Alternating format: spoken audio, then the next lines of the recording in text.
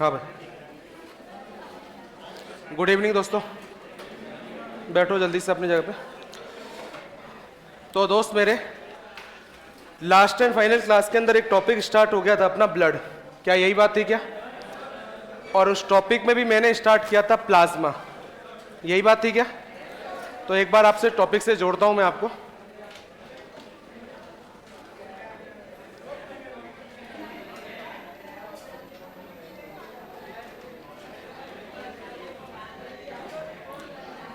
आवाज बंद करो और जल्दी से अपनी जगह पे बैठो भाई, है ना? तो आज टेस्ट था क्या तुम्हारा? और क्लास भी एक ही है आज तुम्हारी?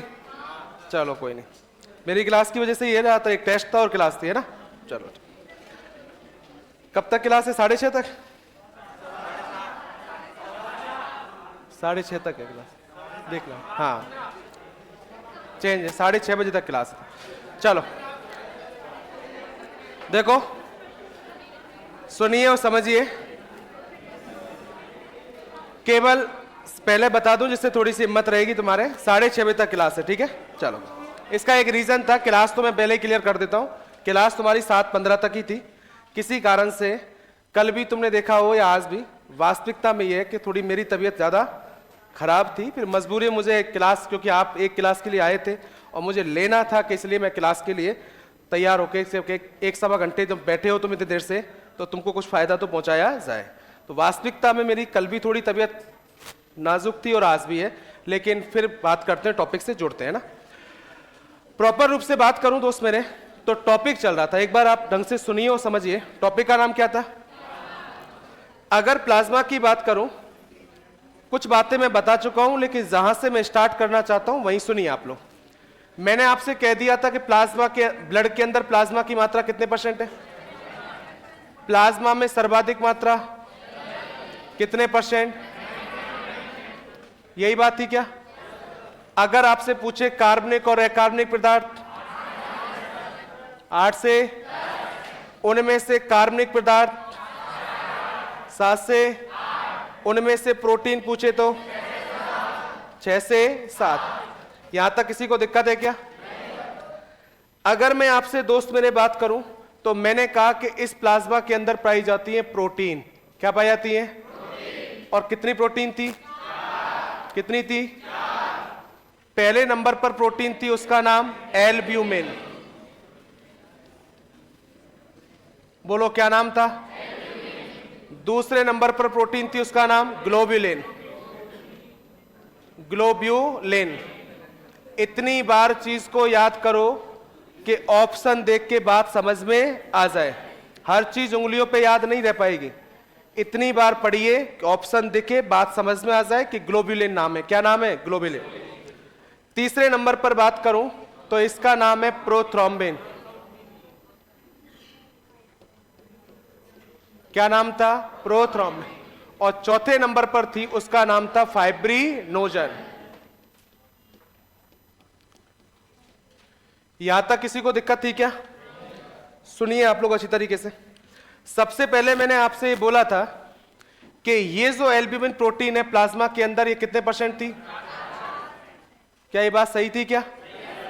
मैंने ये भी कह दिया था कि प्लाज्मा में सर्वाधिक मात्रा में पाई जाने वाली प्रोटीन कौन सी है? इसके बारे में मैंने ये कहा था कि आपसे कोई पूछे कि इसका निर्माण कहां होता है, बोलो कहां? अगली बात आती है मेन और मुद्दे की, काम की बात है कार्य। अरे क्या कार्य? एक बार में सुनते जाइए एक एक के बारे में।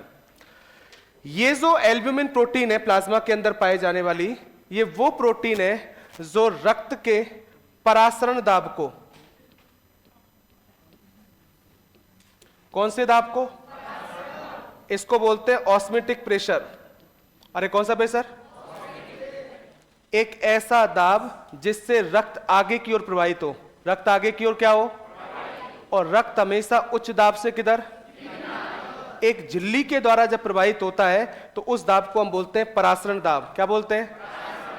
तो रक्त में परासरण दाब को नियंत्रित करने का काम कौन सी प्लाज्मा प्रोटीन करती है? एल्ब्यूमिन। कौन सी? एल्ब्यूमिन। देखो सुनो आप लोग एक बात, एक बार शब्द को लिखना होता है, ठीक है? पहले समझो अच्छी तरीके से। तुम्हारे भेजे में तो एक बात सेट हो जानी चाहिए कि जैसे ही कभी किसकी बात आए, समझ लेना संबंध किससे है, किससे है, एल्ब्यूमिन। अगर इस ग्लोबुलिन प्रोटीन की बात करूं तो मैंने कल की क्लास में बता दिया था ये कितने प्रकार की है। एक अल्फा ग्लोबुलिन था क्या, एक थी जिसका नाम क्या था, बीटा ग्लोबुलिन, और एक थी जिसका नाम क्या था, गामा। सुनिए अच्छी तरीके से, अगर अल्फा ग्लोबुलिन की बात करूं, किसकी बात करूं, अल्फा, इसके बारे में भी मैंने कह दिया था कि इसका निर्माण कहां होता है, और अगर इसका कार्य पूछे जाए कि इसका कार्य क्या है तो ये रक्त में कॉपर का परिवहन करती है। किसका करती है, कॉपर। देखो ये लिखा है Cu, और Cu को क्या बोलते हैं, कॉपर। और कभी भी पूछे कि रक्त में कॉपर का परिवहन जिस प्लाज्मा प्रोटीन के द्वारा होता है वो होती है अल्फा ग्लोबुलिन। अगर मैं इस बीटा की बात करूं, ये जो बीटा है इसका निर्माण भी कहां होता है, तो आप बोलोगे यकृत में।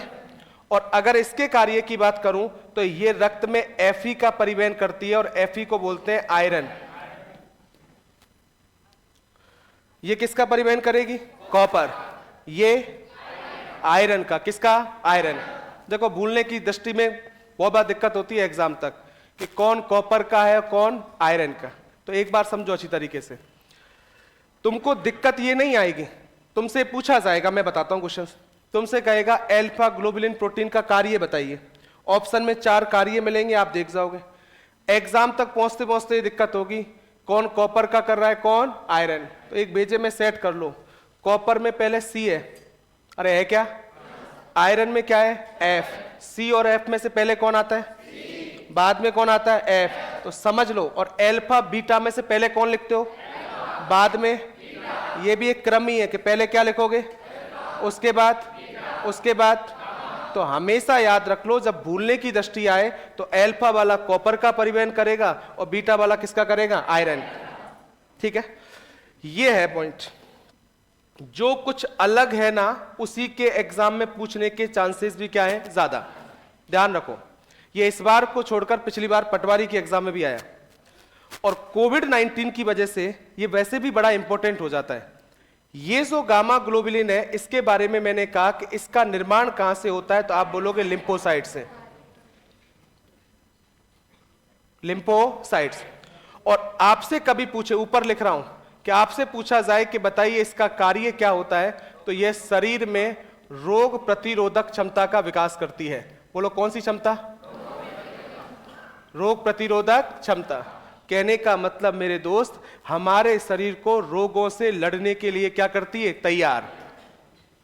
मेरी बात को सुनो, जो भी व्यक्ति है, हर व्यक्ति के शरीर में स्वतः ही रोग प्रतिरोधक क्षमता पाई जाती है। हमारा शरीर रोगों से लड़ने के लिए हमेशा तैयार होता है। फिर आप कहोगे हम बीमार क्यों होते हैं, बीमार तब होते हैं जब हमारे शरीर के अंदर 2-4 दिन ज्यादा जीवाणु वायरस का किसी का अटैक हो जाए, या हमारा शरीर की सेहत खुद की पहले से ही अच्छी नहीं है, और ऐसी स्थिति में जब अटैक हो जाए तो कभी कभी हम बीमार हो जाते हैं। क्या हो जाते हैं, बीमार। क्योंकि स्वतः ही है कि हमारे शरीर में रोग प्रतिरोधक क्षमता तो है, और इस रोग प्रतिरोधक क्षमता के विकास में कौन सा है, क्या, गामा ग्लोबुलिन। कौन सी है, गामा। इसी बात को पूछा गया पटवारी के एग्जाम में कि शरीर में रोग प्रतिरोधक क्षमता के विकास में कौन सी प्लाज्मा प्रोटीन सहायक है, तो क्या बोलोगे, गामा ग्लोबुलिन। और ये जो रोग प्रतिरोधक क्षमता विकास होती है ना, उसका एक कारण है क्योंकि ये गामा ग्लोबुलिन है ना, वो हमारे शरीर में एंटीबॉडी के निर्माण में सहायक होती है। क्लियर करो, बोलो क्या, एंटीबॉडी।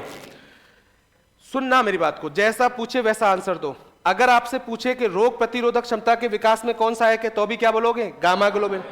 अगर इस बात को यह भी पूछे, भाई आपको पता है कि रोग प्रतिरोधक क्षमता के विकास का मतलब हमारे शरीर में क्या बनना, एंटीबॉडी।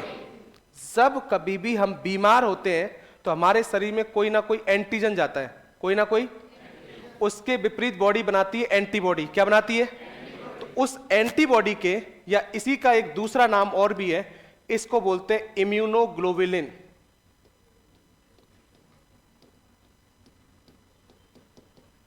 क्लियर करो नाम, बोलो क्या बोला मैंने, इम्यूनोग्लोबुलिन। 3 बात, कुछ अलग सुर में मत बोलो यार, है ना, अलग से दिखना नहीं चाहिए, उससे पता चल जाता है कि बेवकूफ हो। देखो मैं सही बात बोल ही जाता हूँ फिर, ठीक है ना। मैं अभी थोड़ा कम फॉरम में हूँ इसलिए, वरना चूचाट नहीं। अलग सा मत देखो है ना, अलग सा बिहेवियर मत करो जिससे पता चल जाए लोगों को, है ना। पता किसी को क्यों दिलाते हो। देखो सुनो, मैंने कहा गामा ग्लोबुलिन की बात करूं तो मैंने कहा इसका कार्य शरीर में किसका विकास करना, या इनके निर्माण में क्या होती है, सहायक। चलो एक बात करते, ये क्या है और ये, इन दोनों की बात करूं तो कल की क्लास में कह दिया था कि इन दोनों का निर्माण कहां होता है, कहां होता है। और कल ही मैंने कह दिया था कि ये शरीर में क्या करने में, रक्त का क्या बनाने में, रक्त का थक्का बनाने में क्या होती है, सहायक। और इसी को बोलते हैं ब्लड क्लॉटिंग। अरे क्या बोलते हैं, ब्लड क्लॉट।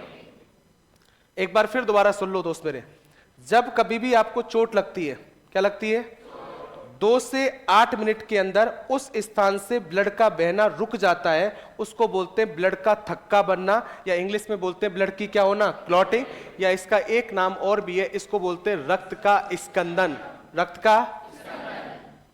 अब देखो देखो सुनो मेरी बात को, ऐसे नहीं होता है दोस्त मेरे। क्वेश्चन कैसे पूछा जा रहा है उस पर डिपेंड करता है। क्वेश्चन एक ही है, अब मैं पूछने के तरीके पे चेंज करता हूं। रक्त का थक्का बनाने में सहायक आपने सुना होगा विटामिन के भी सहायक होता है। अरे सुना है क्या। रक्त का थक्का बनाने में 2 प्रोटीन भी सहायक है, बोलो कौन, प्रोथ्रोम्बिन और।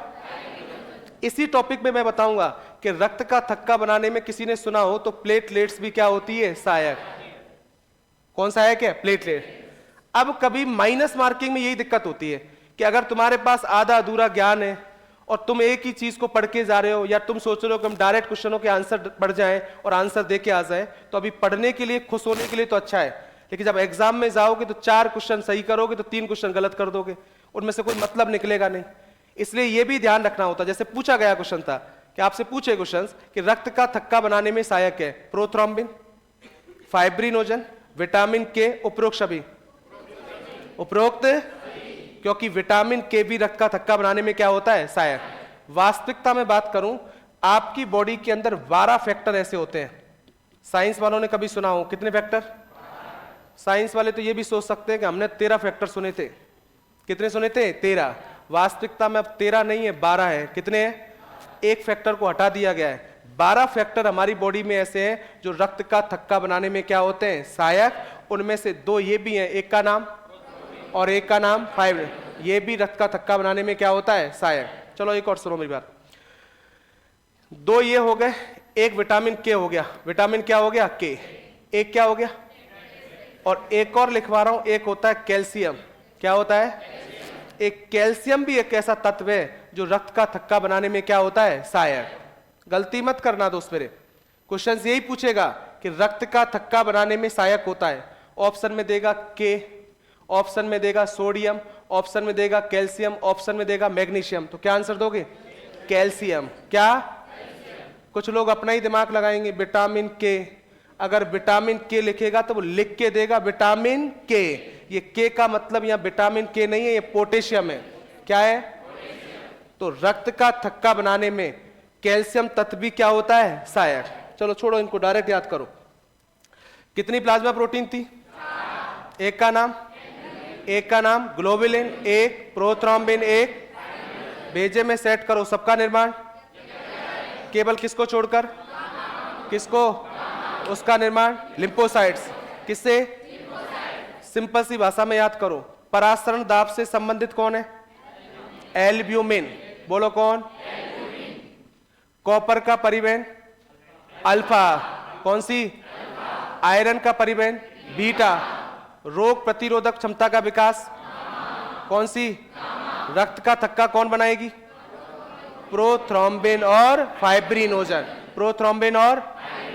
ऐसे रटिए मत, मैं फिर बोल रहा हूं, पढ़ नहीं रहे हो, यही याद भी करके जाना है क्लासरूम के साथ। पूरे 5 के 5 होने ही चाहिए क्वेश्चंस। मैंने बार बार आपसे कहा है, कृपया करके ये ध्यान रखो, नोट्स इसलिए बना रहे हो कि दोबारा पढ़ो तो बात समझ में आ जाए। इसको ये मत कीजिए कि रट रहे हो कि रक्त का अपराशन दाब को नियंत्रित करने का काम करती है।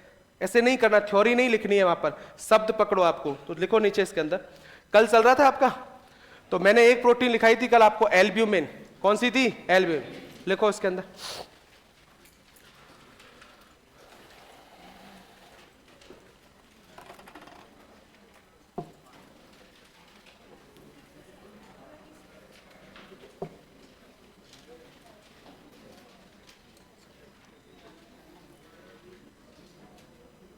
चलो अच्छी बात है। वैसे मैं ज़्यादातर कमेंट कम पढ़ता हूँ, लेकिन अच्छा है तो बता देता हूँ। सर मैं नाम भी लिखा है उसने। सर मैं Shekhar Meena 2030 rate level first का मेंस B01 का बैच का स्टूडेंट हूँ।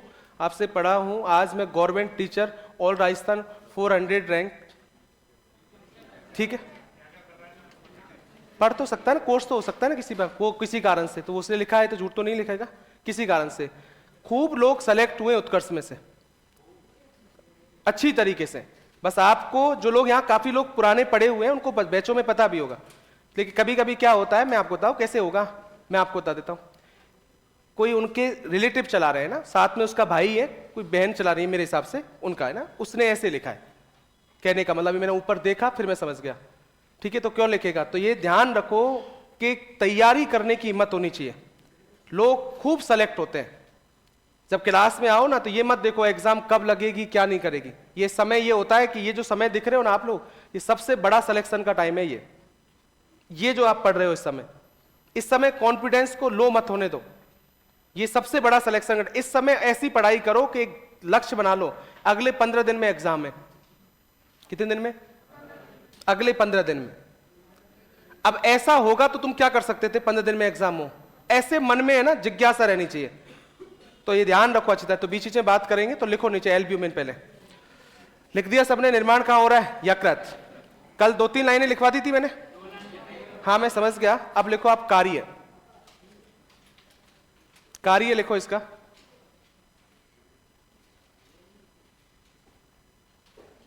कार्य रक्त में परासरण दाब को नियंत्रित करता है। रक्त में परासरण दाब को, ऑस्मेटिक प्रेशर, रक्त में परासरण दाब को नियंत्रित करता है या नियंत्रित करती है। रक्त में परासरण दाब को नियंत्रित करती है। अंडरलाइन करो परासरण दाब पर।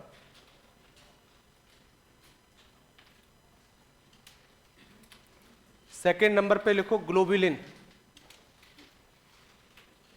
सेकेंड प्रोटीन का नाम लिखो ग्लोब्यूलिन।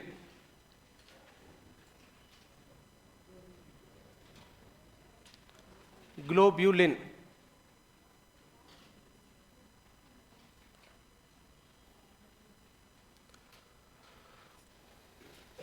ग्लोब्यूलिन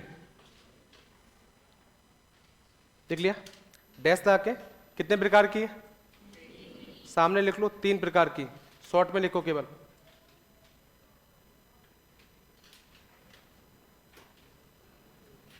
नीचे लिखो फर्स्ट। फर्स्ट लिखो अल्फा ग्लोबुलिन।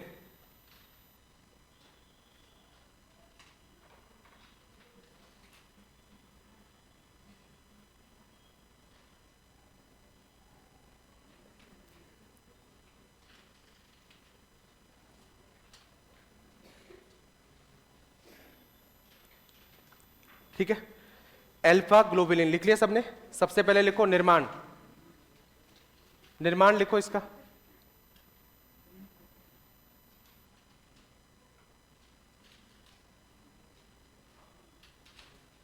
बताओ कहां होगा? यकृत।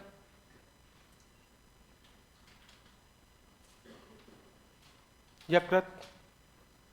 नीचे लिखो कार्य। कार्य और लिखो इसके अंदर रक्त में कॉपर का परिवहन। रक्त में कॉपर, ब्रैकेट में लिख देना Cu। कॉपर को बोलते हैं Cu।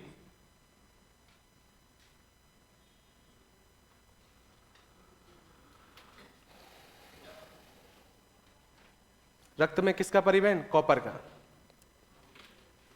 सेकेंड नंबर पे लिखो बीटा ग्लोबुलिन।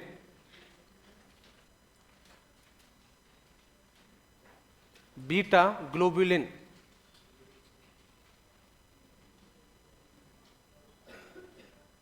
कौन सा ग्लोबुलिन? बीटा।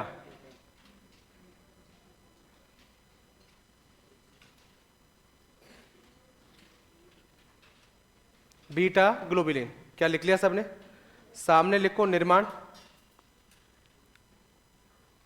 निर्माण, बताओ कहां होगा? यकृत।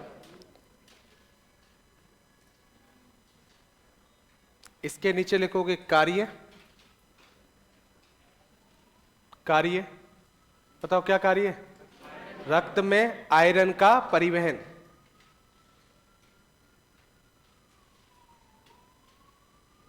रक्त में आयरन का परिवहन।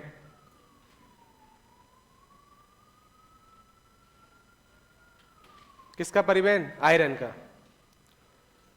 नेक्स्ट लिखो तीसरे नंबर पर gamma globulin. Gamma globulin, gamma globulin, gamma globulin, इसको तो अंडरलाइन करो। गामा ग्लोबुलिन, सामने लिखो निर्माण,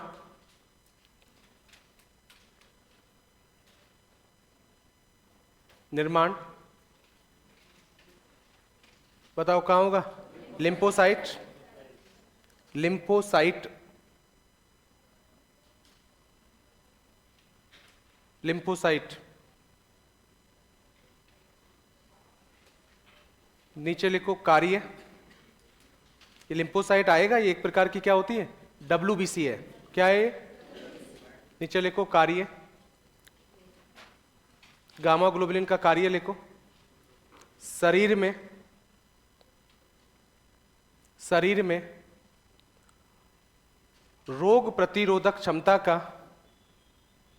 शरीर में रोग प्रतिरोधक क्षमता का विकास करती है। शरीर में रोग प्रतिरोधक क्षमता का विकास करती है। शरीर में रोग प्रतिरोधक क्षमता का क्या करती है? विकास। Develop immunity in body. शरीर में रोग प्रतिरोधक क्षमता का क्या करती है? विकास। अर्थात, लाइन को और आगे बढ़ाओ, अर्थात एंटीबॉडी, इधर से लिखोगे आप लोग, अर्थात एंटीबॉडी, अर्थात एंटीबॉडी या, अर्थात एंटीबॉडी या इम्यूनोग्लोबुलिन के, इधर से लिखिए, अर्थात एंटीबॉडी या इम्यूनोग्लोबुलिन के, एंटीबॉडी बोलो या इम्यूनोग्लोबुलिन बोलो, बात एक ही है। अर्थात एंटीबॉडी या इम्यूनोग्लोबुलिन के निर्माण में सहायक होती है। एंटीबॉडी या इम्यूनोग्लोबुलिन के निर्माण में क्या होती है? सहायक, सहायक होती है, सहायक होती है। कंप्लीट है दोस्त मेरे। नेक्स्ट आइए, सेम जैसे लिखा है वैसे लिखोगे आप। ऊपर लिखो प्रोथ्रोम्बिन, उसके नीचे लिखो फाइब्रिनोजन, थर्ड और फोर्थ। प्रोथ्रोम्बिन और फाइब्रिनोजन दोनों को लिख दो एक साथ। थर्ड नंबर पर लिख दो प्रोथ्रोम्बिन और फोर्थ पे लिख दो नीचे फाइब्रिनोजन।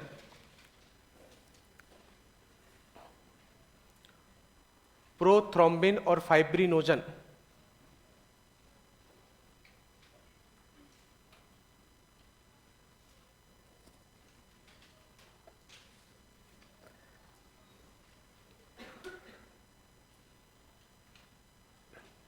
कंप्लीट है दोनों। दोनों के आगे जैसे मैंने लिखा है इस तरीके से आगे लगा, ऊपर एरो का निशान लगा के लिखो निर्माण। निर्माण, निर्माण मतलब फॉर्मेशन। दोनों का ही निर्माण कहां होगा? यकृत।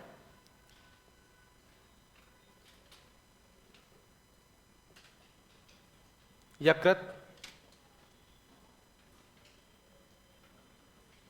कंप्लीट है। नीचे लिखो दोनों के आगे कार्य, दोनों के आगे लिखो कार्य और कार्य में लिखो रक्त का थक्का बनाने में सहायक,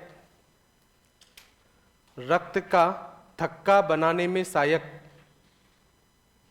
कार्य लिखो आप लोग, रक्त का थक्का बनाने में सहायक। रक्त का थक्का बनाने में क्या? सहायक। इसकी इंग्लिश भी लिखो ब्रैकेट में, सभी लोग लिखो ब्लड क्लॉटिंग, इंग्लिश में लिखो ब्लड क्लॉटिंग। हर जगह नाम नहीं लिखवा रहा हूं इंग्लिश में, कुछ ऐसे शब्द होते हैं जो इंग्लिश में भी आ सकते हैं, लिखो इसको जरूर, ब्लड क्लॉटिंग।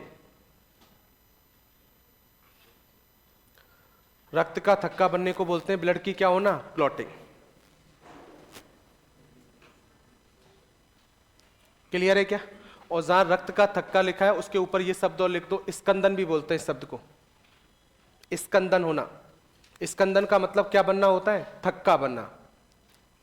रक्त स्कंदन में सहायक, तो थक्का बनने को ही हम स्कंदन भी कहते हैं। हर चीज आपको इसलिए लिखाई जा रही है कि हर छोटे से छोटे शब्द से कंफ्यूज नहीं हो आप एग्जाम के अंदर। अब थोड़ा रुकिए आप लोग, सुनिए आप लोग, थोड़ा मैं आपको डिटेल से कुछ बात बताता हूं आपको। मैंने ये कहा कि प्लाज्मा की जो प्रोटीन है प्रोथ्रोम्बिन और फाइब्रिनोजन, ये रक्त का थक्का बनाने में क्या है, सहायक। अब वास्तविकता में आपको मैं समझाने के लिए बताता हूं कि ये जो प्रोथ्रोम्बिन और फाइब्रिनोजन है ये रक्त का थक्का बनाती कैसे है। तो देखो सुनो अच्छी तरीके से, जब कभी भी आपको चोट लगती है, क्या लगती है, चोट लगने का मतलब कोई आपको कट लग चुका है, तो सबसे पहले क्या होता है, रुधिर वाहिका जो होती है, ब्लड वेसल्स, ये टूटती हैं, ब्रेकडाउन होती है। या इसके बारे में ये कह सकता हूं कि ये रुधिर वाहिका है, ये क्षतिग्रस्त होती है। अरे क्या होती है, क्षतिग्रस्त, डैमेज होती है। समझो मेरी बात को, क्या है, पहले शब्द पढ़ो, क्या लिखा है मैंने। रुधिर वाहिका का मतलब क्या होता है, ब्लड वेसल्स का मतलब क्या होता है। रुधिर वाहिका का मतलब है कि जिनके अंदर रुधिर बहता है, जिनके अंदर क्या बहता है, रुधिर। और हमारी बॉडी में रुधिर 3 जगह बहता है। कितनी जगह, 3। एक तो सिरा में, अरे पता है क्या, एक धमनी में, अरे किस में, ये 2 तो आप बोलते हैं, लेकिन एक शब्द और है, केशिका। क्या शब्द लिखता हूं, देखो टॉपिक है हमारे रुधिर परिसंचरण तंत्र। जब ये तीनों शब्द आएंगे दोबारा आपको पढ़ने के लिए, मेरी बात को गौर करके सुनो। आपसे कभी भी पूछा जाए कि हमारे शरीर में रक्त इनमें से किन रुधिर वाहिका में बहता है या नहीं बहता, तो कितने में बहता है, एक सिरा, एक धमनी और एक। सिरा तो आपको दिख रही है, नीली नीली है, अरे है क्या, इनके अंदर होती है धमनी। क्या होती है, जो हमको दिखाई देती नहीं है। और जो कोशिकाएं हैं, क्या है, हमारा शरीर तो कोशिकाओं से मिलकर बना है। जैसे कोई भी पार्ट पकड़ लो, चाहे छोटे से छोटा कहीं भी आप देख लो, सब कोशिकाएं हैं। और इन प्रत्येक कोशिका के अंदर रुधिर को प्रवाहित करने का काम करती है, वो कौन करती है, केशिका। तो समझो मेरी बात, जब कभी भी चोट लगेगी तो जरूरी नहीं है कि हर चोट के अंदर सिरा और धमनी क्षतिग्रस्त हो, सिरा और धमनी, लेकिन एक चीज तो कंफर्म है कि क्या चीज, ये तो क्षतिग्रस्त होगी ही होगी। और ऐसी स्थिति में मैंने कहा कि जब कभी हमको चोट लगती है तो सबसे पहले क्या क्षतिग्रस्त होती है, रुधिर वाहिका। और साथ में क्या होता है कि जब उस स्थान से ब्लड बहने लगता है तो उस ब्लड के अंदर जो प्लेटलेट्स होती है, अरे क्या होती है, प्लेटलेट्स, वो टूटती है। प्लेटलेट्स क्या करती हैं, टूटती है। टूटने का मतलब समझो मेरी बात, ये प्लेटलेट्स इस तरह की कोशिकाएं होती है बड़ी बड़ी, और वो छोटी छोटी कोशिकाओं में टूटना प्रारंभ कर देती है। ऐसा करने से क्या होता है, इन दोनों के करने से एक पदार्थ बनता है, एक प्रोटीन बनती है, उसका नाम होता है थ्रोम्बोप्लास्टिन। क्लियर करो, बोलो क्या बनती है, थ्रोम्बोप्लास्टिन। देखो मेरा एक तरीका अलग है पढ़ाने का, मैं फिर बोल रहा हूं आपको, अपने आप में सीधा करूंगा, लेकिन पहले चीजों को कंफर्म कर लो। एग्जाम में अगर माइनस मार्किंग से बचना है, स्पष्ट सुनना है पहले। अपने आप मेरा काम है सीधा करना, क्या करना है, लेकिन उतना पढ़ के जाना पड़ेगा जो एग्जाम की जरूरत है। तो पहले सुनिए बहुत अच्छी तरीके से कि जब कभी भी आपको चोट लगती है, क्या लगती है, तो सबसे पहले क्या प्रभावित हुई, साथ साथ में क्या टूटी, क्या बन गया, थ्रोम्बोप्लास्टिन। ये थ्रोम्बोप्लास्टिन जो प्लाज्मा प्रोटीन है, ये कैल्शियम के साथ मिलकर, बोलो किसके साथ, ये क्या बनाती है, ये एक एंजाइम बनाती है जिसका नाम होता है प्रोथ्रोम्बिनेज। क्लियर करो, बोलो क्या नाम है, प्रोथ्रोम्बिनेज। ये प्रोथ्रोम्बिनेज भी फिर कैल्शियम के साथ क्रिया करता है, किसके साथ, मतलब रक्त का थक्का बनाने की हर प्रोसेस के अंदर क्या काम आता है, अरे क्या, कैल्शियम। अब ये क्या करेगा फिर, ये जो प्लाज्मा के अंदर जो 2 प्रोटीन थी, एक थी जिसका नाम था प्रोथ्रोम्बिन, बोलो क्या नाम था, प्रोथ्रोम्बिन, और एक थी जिसका नाम था फाइब्रिनोजन। अरे क्या नाम था? फाइब्रिन। सुनिए आप बहुत ढंग से इस बात को अच्छी तरीके से, क्या कह रहा हूं मैं। देखो रुधिर वाहिका क्या हुई, साथ साथ में क्या टूटी, क्या बन गया, किसके साथ मिलकर, क्या बनाया, प्रोथ्रोम्बिनेज एंजाइम। बोलो क्या, उन्होंने किसके साथ मिलकर, इन्होंने क्या किया कि प्लाज्मा में जो प्रोटीन प्रोथ्रोम्बिन थी ना, इस प्रोथ्रोम्बिन को बदल दिया थ्रोम्बिन के अंदर। किसके अंदर बदला? थ्रोम्बिन। और ये थ्रोम्बिन जो बना था, फिर इस थ्रोम्बिन ने क्या किया, जो थ्रोम्बिन बना है, इस थ्रोम्बिन ने क्या किया, ये जो फाइब्रिनोजन था ना, इस फाइब्रिनोजन को बदल दिया फाइब्रिन के अंदर। किसके अंदर बदल दिया? फाइब्रिन। और ये फाइब्रिन के बनने के कारण ही रक्त का थक्का बनता है। रक्त का क्या बनता है? थक्का। क्यों?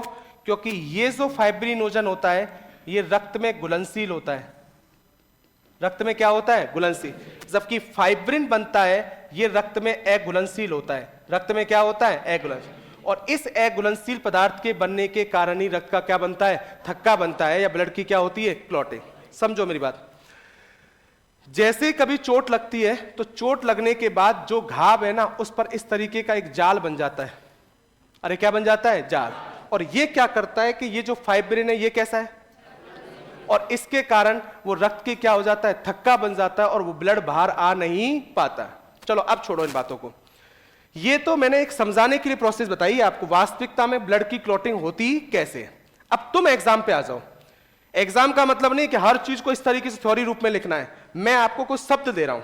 देखो एक तो ये होता है कि मैं अभी थोड़ी देर पहले ही बोल दिया कि रक्त का थक्का बनाने में कैल्शियम सहायक है, वो सहायक है।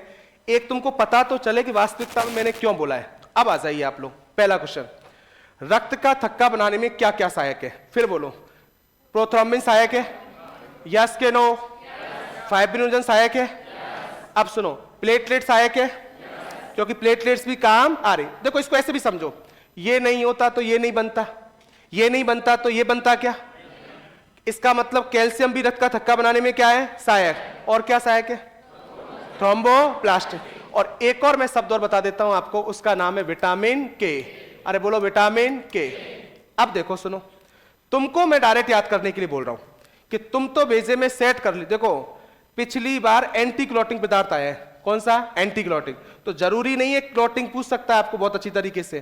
तो आपसे पूछा जाए कि रक्त का थक्का बनाने में कौन कौन सहायक है, तो आप यहां से स्टार्ट करोगे। पहले बोलो कौन? एक और नाम? एक। अरे बोलो कौन? एक और बोलो। एक का नाम? थ्रोम्बोप्लास्ट। ये भी एक अच्छा शब्द है, बोलो क्या? और एक बोलो क्या? ये ऐसे हैं जो रक्त का थक्का बनाने में क्या होते हैं? सहायक। आगे जब प्लेटलेट्स पढ़ोगे तब भी दोबारा लिखवाऊंगा कि प्लेटलेट्स भी रक्त का थक्का बनाने में क्या होती है? सहायक। नोट डाल के लिखो इस बात को। अब मैं सिंपल रूप से लिखवा देता हूं आपको, नोट डाल के लिखिए आप लोग। रक्त का थक्का बनाने में सहायक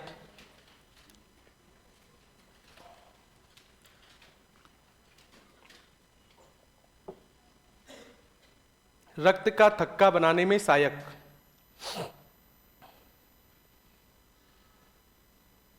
रक्त का थक्का बनाने में सहायक, डैश लगाओ, कॉमा लगा के प्रत्येक नाम को लिख लीजिए। दोबारा लिखो आप, पहले लिखो प्रोथ्रोम्बिन, प्रोथ्रोम्बिन,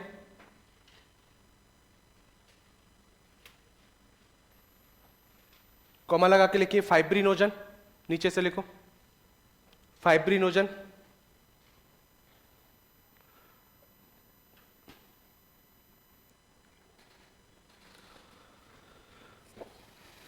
कॉमा लगा के लिखो कैल्शियम, जो जो शब्द लिखवा रहा हूं उनको लिखो कैल्शियम। नहीं पता हो तो सीए लिखो, जिनको नहीं भी आता हो तो लिख लेना, हिंदी में कैल्शियम बोलते हैं सीए को, कोई बुराई नहीं है, स्पष्ट बनाइए नोट्सों को। कैल्शियम लिख लिया, कॉमा लगा के लिखो आप लोग थ्रोम्बोप्लास्टिन, इस शब्द को और लिखो थ्रोम्बोप्लास्टिन, थ्रोम्बोप्लास्टिन, थ्रोम्बोप्लास्टिन लिख लिया सबने। लिखो आप लोग कॉमा लगा के प्लेटलेट्स, प्लेटलेट्स, प्लेटलेट्स, कॉमा लगा के लिखो विटामिन के। विटामिन आपके सिलेबस में नहीं है लेकिन तो भी हमको लिख लेते हैं हम इस बात को, है ना, विटामिन के। एक बार फिर सीधे बैठो आप लोग, क्वेश्चंस पूछने का तरीका बता देता हूं आपको कैसे पूछेगा आपको। देखो डिपेंड करता है, देखो इसके दो तीन तरह के क्वेश्चन है। पहला क्वेश्चन, रक्त का थक्का बनाने में सहायक होता है, तो बहुत बार ये दो शब्दों को मिला के देता है, thromboplastin calcium, thromboplastin magnesium, thromboplastin sodium, thromboplastin aluminium. तो क्या बोलोगे? थ्रोम्बोप्लास्टिन और कैल्शियम। बात समझ में आ गई क्या? कभी कभी पूछेगा रक्त का थक्का बनाने में सहायक होता है, ऑप्शन में प्रोथ्रोम्बिन भी दे दे, ऑप्शन में थ्रोम्बोप्लास्टिन भी दे दे, ऑप्शन में प्लेटलेट्स भी दे दे, उपरोक्त सभी भी दे दे। तो क्या आंसर दोगे? उपरोक्त सभी। क्लियर रहेगा? तो ध्यान रखो। चलो आगे बात। अगली बात आती है दोस्त मेरे कि अगर आपसे कभी यह पूछा जाए कि बताइए प्लाज्मा का रंग, बोलो किसका रंग? प्लाज्मा का रंग। या एक बार एक सेकंड रुक जाइए, एक शब्द और सुन लीजिए पहले आप लोग। इससे पहले अभी तक तो तुमने ये बात की कि रक्त का थक्का बनाने में ये सहायक होते हैं। यही मैं एक शब्द और समझा देता हूं नोट डाल के पहले यहीं पर, क्योंकि सुविधा भी रह जाएगी आपको। एक पदार्थ होते प्रतिस्कंदक। क्लियर करो, बोलो। अरे बोलो क्या लिखा मैंने? प्रतिस्कंदक का मतलब होता है एंटी क्लॉटिंग। अरे बोलो कौन से? एंटी क्लॉटिंग का मतलब जो रक्त का थक्का बनने, अरे नाम ही देखो, प्रतिस्कंदक। स्कंदक का मतलब रक्त का थक्का बनना। अब क्या लिख दिया? मतलब जो रक्त का थक्का बनने नहीं देते। अब देखो सुनो, आपसे पूछेगा, सुनना, देखो आप लोग कितना कंपटीशन लाइन में कितने क्वेश्चन पूछे गए। मैं फिर बोल रहा हूं, सब कुछ मेरा काम है, तुम्हारा केवल इतना जितने भी क्वेश्चंस बनने चाहिए इतने। अब देखो ये तो पता तुमको धीरे धीरे चलेगा ना, जब आप एक टॉपिक कंप्लीट हो जाएगा, क्वेश्चंस निकालोगे ना, तब आपकी मर्जी करे जो नोट्स देख लेना आप लोग, जितने बुक्स देख लेना, जो आपकी मर्जी करे, इतने क्वेश्चंस मैं आपको हूबहू करवाता रहूंगा। लेकिन थोड़ा सा सुनना बातों को अच्छी तरीके से, क्वेश्चंस कैसे बन रहे हैं आजकल एग्जामों में। और रीट लेवल फर्स्ट के अंदर या मेंस के अंदर, थर्ड ग्रेड के अंदर, मैं फिर बोल रहा हूं क्वेश्चंस बड़े अच्छे लेवल से पूछे गए। बाबा लोग सोचते हैं कि स्टैंडर्ड कम है, लेकिन क्वेश्चंस का लेवल 2 से भी अच्छे क्वेश्चन पूछे गए हैं। मैं साइंस लेवल 2 को पढ़ाता हूं तो उससे भी अच्छे, मैंने बहुत बार कहा है कि बहुत से अच्छे क्वेश्चन बने भी हैं इसके अंदर। जैसे इस बार भी एक दो क्वेश्चन ऐसे हैं जिनके बारे में जैसे अभी आएगा एक क्वेश्चन, देखो सुनो इस तरीके से। क्या लिखा मैंने? प्रतिस्कंदक। कायदे से मैं बात करूं तो दो तरह के प्रतिस्कंदक होते हैं। कितने तरह के? दो। एक होते हैं प्राकृतिक, बोलो कौन से? मतलब जो शरीर में स्वतः हमारे द्वारा बनाए गए। और एक होते हैं कृत्रिम। अरे कौन से हैं? कृत्रिम, आर्टिफिशियल, जो हमारे द्वारा बनाए गए, संश्लेषित है। अगर इस प्राकृतिक प्रतिस्कंदक की बात करूं, इसमें कौन कौन आता है, तो इसके अंदर एक नाम फेमस है जो आपकी एग्जाम में भी आया था, उसका नाम होता है हिपेरिन। अरे बोलो क्या है? ये था इस बार के एग्जाम के अंदर। और उसने केवल इतना सा क्वेश्चन पूछा था कि इनमें से कौन सा एंटी क्लॉटिंग पदार्थ है, तो क्या बोलोगे? अरे क्या था? हिपेरिन। अब मैं जो क्लास पढ़ के जा रहा है ना, वो किसी भी सूरत में गलती नहीं कर सकता, ये गारंटी है। ये मेरा पैटर्न नहीं है पढ़ाने का इस तरीके से। एक बात को मैं 4 बार बोलता हूं, इसका एक रीजन है। मुझे पता है कि नया सब्जेक्ट है, समझने में दिक्कत आती है लोगों को, और मुझे ये भी पता है कि तभी कर पाओगे जब मैं 3-4 बार बातों को बोलूंगा। ये बहुत बार आता रहता है शब्द, ध्यान रखना। शब्द पढ़ो, क्या लिखा मैंने? ये कैसा पदार्थ है? एंटी, मतलब रक्त का थक्का बनने देता नहीं है। अब कुछ नया देखो इसके बारे में। सबसे पहली बात आती है कि पाया ही कहां जाता है, तो ये हिपेरिन जो होता है ना दोस्त मेरे, ये पाया जाता है सिरा व धमनियों में। अरे बोलो किसमें? सिरा और धमनियों के अंदर, वेन्स और आर्टरी के अंदर ये रक्त का थक्का बनने देता नहीं है। इसका रीजन है दोस्त मेरे, क्योंकि सिरा और धमनियों के अंदर अगर 1 सेकंड के लिए भी ब्लड की क्लॉटिंग हो गई ना, या रक्त का थक्का बन गया, तो व्यक्ति को आएगा हार्ट अटैक। अरे क्या आएगा? इसलिए बॉडी में स्वतः व्यवस्था है कि सिरा व धमनियों के अंदर क्या पाया जाता है? हिपेरिन, जो रक्त का थक्का बनने देता नहीं है। फिर मेरी बात को गौर करके सुनो, आपसे पूछेगा कि इस हिपेरिन का संश्लेषण कहां होता है, सिंथेसिस कहां होता है, या निर्माण कहां होता है, तो हमेशा याद रखना इस हिपेरिन का संश्लेषण होता है यकृत में। अरे बोलो क्या? आपसे कहेगा भाई कि हिपेरिन का संश्लेषण या निर्माण कहां होता है, तो क्या बोलोगे? यकृत। और अगर आपसे कहा जाए कि इस हिपेरिन के परिवहन में, क्या बोला मैंने? परिवहन का मतलब होता है ट्रांसपोर्ट। क्या होता है? ट्रांसपोर्ट का मतलब है एक स्थान से दूसरे स्थान, वहां ले जाने में कौन सहायक है? तब एक प्रकार की WBC आएगी, जब WBC पढ़ाऊंगा तब दोबारा नाम आएगा, और उस WBC का नाम है वैसोफिल्स। अरे बोलो क्या, बोलो क्या? या एक कोशिका और होती है और उन कोशिकाओं को बोलते हैं मास्ट कोशिका। बोलो कौन सी कोशिका? ये हिपेरिन के परिवहन में क्या होती है? सहायक। सीधे बैठो पहले तो, कैसे बैठना है? सीधे। देखो सुनो इस तरीके से शब्द बोलो, ऐसे ना ढीले ढाले मत बैठा करो मेरी क्लास में, थोड़ा से क्या रहा करो, एक्टिव। लगना चाहिए पढ़ रहे हैं, टीचर ही डर जाए, पता चाहते क्या है, या तो भयंकर ही समझ में आ रहा है या नहीं आ रहा है। तुम बस समझने की कोशिश मत करो। समझ में आ रहा है क्या? सब मेरा काम है, तुम बहुत अच्छी तरीके से थोड़ा मुस्कुराओ। मैं तो, मेरी तबीयत खराब है, तुम्हारी थोड़ी खराब है। समझ में आ रहा है कि? तो आराम से मस्तिष्क पढ़िए। सब सुनो क्या है, क्वेश्चन सुनो क्या पूछेगा। हिपेरिन के संदर्भ में क्या सही है, क्या? अच्छे क्वेश्चंस की जब बारी आएगी तब आपसे सही और गलत वाले क्वेश्चन ज्यादा पूछे जाएंगे। आपके पेपर का स्टैंडर्ड बढ़ाने का केवल एक ही तरीका बचता है एग्जामिनर के पास, और वो तरीका है सही और गलत वाले क्वेश्चन ज्यादा दे दे। और कुछ नहीं कर सकता कि पेपर कहीं से आ जाए, RS लेवल के आ जाए, IAS लेवल के आ जाए, जो तुम्हारे दिमाग में बैठा होता है। कोई तरीका नहीं है, केवल एक तरीका है कि सही और गलत वाले क्वेश्चन क्या दे देगा? ज्यादा। तो मेरी बात को पहली बात सुनो, हिपेरिन एक कैसा पदार्थ है? कहां पाया जाता है? संश्लेषण कहां होता है? और इस हिपेरिन के परिवहन में कौन या क्या होती है? सहायक। ये वैसोफिल्स एक प्रकार की WBC होती है। क्या होती है? WBC। जब मैं नेक्स्ट क्लास के अंदर WBC पढ़ाऊंगा तब ये बात दोबारा भी रिपीट होगी। चलो एक और बात सुनो, ये तो आपके एग्जाम में आ चुका है, क्लियर है, चांसेस भी कम है मेरे हिसाब से, भी आपको भी पता है, लेकिन चीजें तो पढ़नी, तो हर चीज को रखना है। इस प्राकृतिक के अंदर एक शब्द और आता है दोस्त मेरे, कभी सुना हो आपने, उसका नाम है हिरुडीन। शब्द पढ़ो कौन, क्या बोलो, बोलो क्या लिखा मैंने? सबसे पहली बात आती है कि हिरुडीन क्या है, तो क्या बोलोगे? इसका मतलब रक्त का थक्का बनने, लेकिन काम की बात आती है, ये कहां पाया जाता है? तो ये पाया जाता है जौक में। अरे किस में? जौक जानते हो? तो जानवरों की जौक चिपक जाती है। अब सुन लो इस तरीके से, जौक क्या करती है? खून चूसती है, सही बात है क्या? अब क्या करती है कि उसको खून को बाहर निकालना है। खून को क्या निकालना है? बाहर। तो जैसे ही जिस स्थान पर कट लगाती है उस स्थान पर मिला देती है क्या? अरे क्या? हिरुडीन।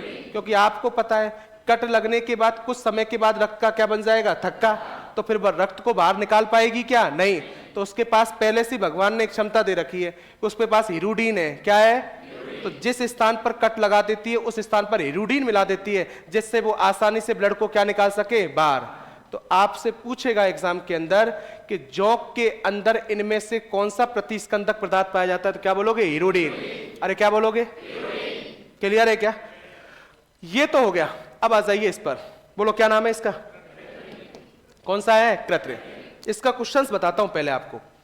एक क्वेश्चंस बनता है इसका जो हजारों बार कंपटीशन लाइन में आया है कि ब्लड बैंक में बोतलों में ब्लड को जमने से रोकने के लिए उनमें क्या मिलाया जाता है? कभी सुना हो आपने? ठीक है, कुछ लोग तो ऐसे भी होंगे जिन्होंने एक बार एग्जाम दे ली होगी, रह क्या कुछ? हाँ चलो कोई नहीं, कुछ तो होंगे, एक बार होगा, हाँ कोई नहीं। अब की बार और ज्यादा मेहनत करनी है, मतलब डबल मेहनत करनी है। तो मेरी बात को गौर करके सुनो, वहां क्या क्या गलती हुई। मैंने कहा कि क्वेश्चन बड़ा फेमस है कि ब्लड बैंक में बोतलों में ब्लड को जमने से रोकने के लिए उनमें क्या मिलाया जाता है। तो पहले सुनो अच्छी तरीके से। तो मुझे एक बात बताओ कि अगर कोई कट लग जाए और कट लगने के बाद कभी ब्लड कहीं गिर जाए, तो आपने देखा होगा ब्लड कुछ देर के बाद गाढ़ा हो जाता है। अरे हो जाता है क्या? एक तरह से जम जाता है। सही कह रहा हूं क्या? ऐसी मतलब कि ऐसी स्थिति में उस ब्लड को किसी को चढ़ाया जा सकता है क्या? लेकिन हम जब कभी ब्लड को डोनेट करके आते हैं तो एक पाउच के अंदर अगली बार कभी डोनेट करने का काम पड़े, अगर खून हो तुम्हारे अंदर, तो ये भी ध्यान रखना खुद के अंदर होना भी तो चाहिए। सच? हाँ। तो अगर ऐसी स्थिति पड़े तो उस पाउच को एक बार देखना, उसके अंदर पहले से कुछ लिक्विड मिला होता है। और वो क्या मिला होता है? एक होता है सोडियम सिट्रेट। सिट्रेट लिखा मिले, साइट्रेट लिखा मिले, बात एक ही है। या मिलेगा सोडियम डेक्सट्रेट, फिर सुन लो भाई साहब, सोडियम डेक्सट्रेट, या मिलेगा सोडियम ऑक्सीलेट। क्लियर करो, बोलो क्या? Sodium oxalate.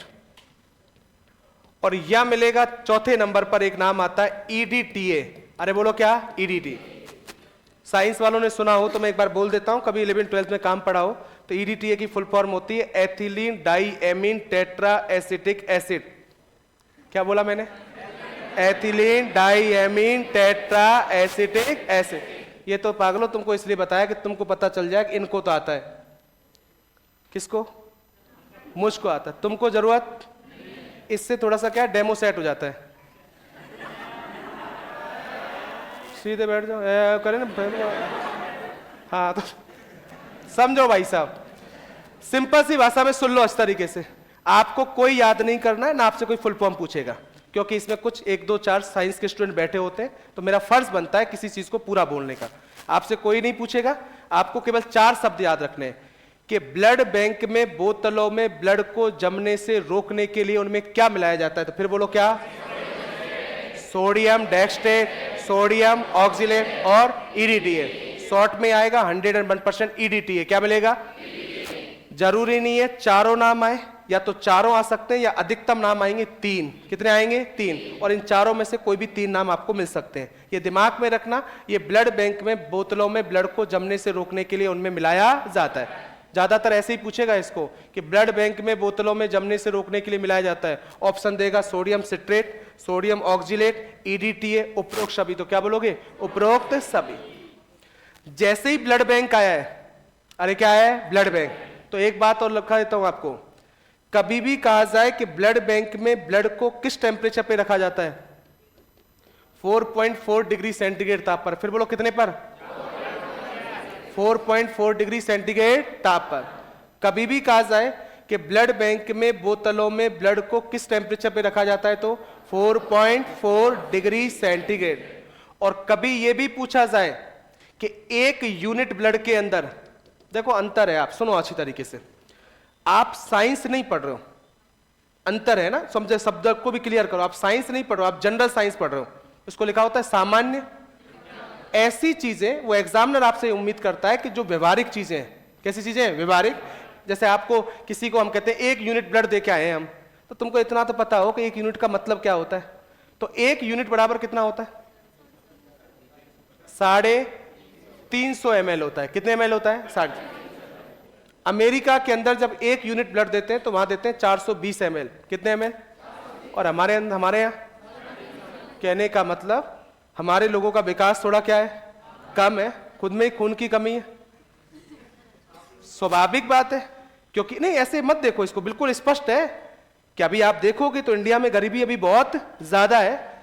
इंडिया ये नहीं है कि जयपुर में रहता है वही इंडिया है। आप गांवों की स्थिति देखोगे तो अभी बच्चों को खुद को ही पौष्टिक आहार पूर्ण रूप में मिल नहीं रहा है। तो स्वाभाविक रूप से यहां ये मानक तय कर दिया गया है कि 1 यूनिट ब्लड का मतलब कितना होगा? 350 ml।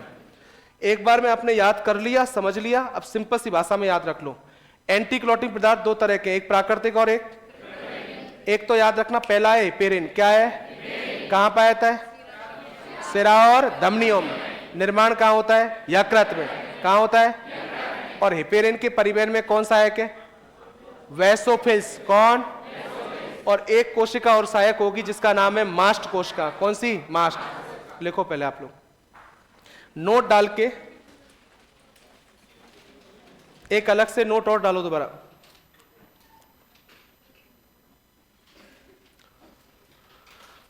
और नोट डाल के लिखो एंटी क्लॉटिंग या प्रतिस्कंदक पदार्थ।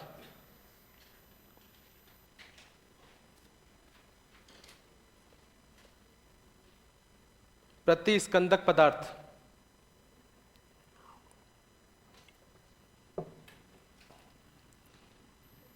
प्रतिस्कंदक पदार्थ।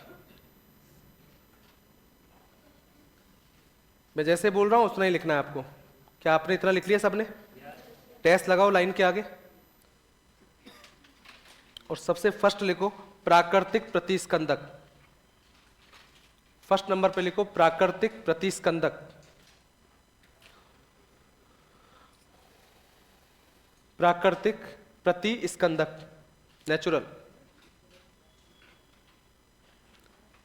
अरे ब्लड बैंक में मिला रहे थे कृत्रिम, तो हम ही तो मिला रहे थे, इसलिए हमारे द्वारा बना हुआ है, लेकिन ये तो हमारे शरीर में स्वतः है।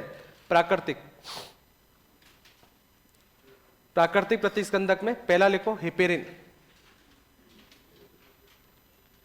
हिपेरिन, फर्स्ट नंबर पे लिखो हिपेरिन,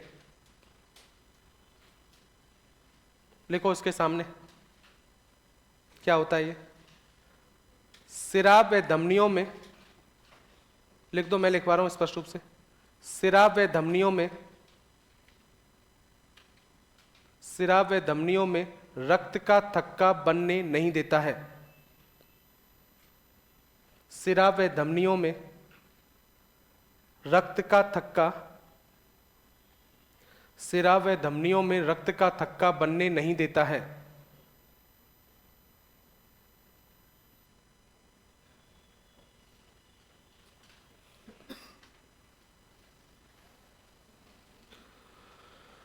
नीचे लिखो नेक्स्ट, जहां आपने ऊपर हिपेरिन लिख रखा है ना, लिख ही रखा होगा हेडिंग, उसके नीचे एरो का निशान लगा के ऐसे लिखो संश्लेषण।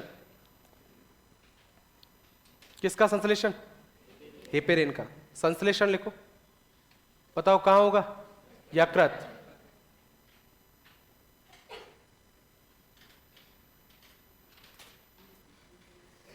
ठीक है, एक और एरो का निशान लगा के हिपेरिन में से एक और निकालो एरो, और उसमें लिखो आप लोग परिवहन। अगला लिखो परिवहन, किसके द्वारा होगा इस हिपेरिन का परिवहन? तो डैश लगा के लिखो वैसोफिल्स व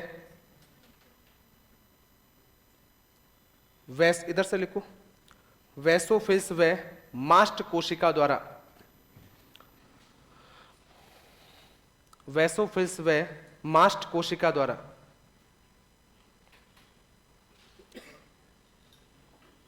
वैसोफिल्स व मास्ट कोशिका द्वारा। अगर कोई साइंस का स्टूडेंट है जिसको प्रॉपर ज्ञान है, उसके लिए जरूर बता देता हूं, तुमको तो याद ही रखना है। वैसे मास्ट कोशिका कहां होती है? हम जब ऊतक पढ़ते हैं तो संयोजी ऊतक आता है, कनेक्टिव टिश्यू, और संयोजी ऊतक के अंदर जब वास्तविक संयोजी ऊतक आता है तो उसमें 7 प्रकार की कोशिका होती हैं। उनमें एक कोशिका का नाम क्या है? मास्ट कोशिका। कौन सी कोशिका है? मास्ट। लेकिन फिर मैं आपसे बोल रहा हूं, आपको इन चीजों से कोई लेना देना है क्या? नहीं। आप इतना सा याद रखोगे, किसके? वैसोफिल्स और मास्ट कोशिका, किसके परिवहन में? हिपेरिन। नेक्स्ट लिखो दूसरे नंबर पर हिरुडीन। दूसरे नंबर पे लिखोगे हिरुडीन, प्राकृतिक के अंदर ही लिखना है, दूसरे नंबर पर हिरुडीन, ऊपर से लिख देना।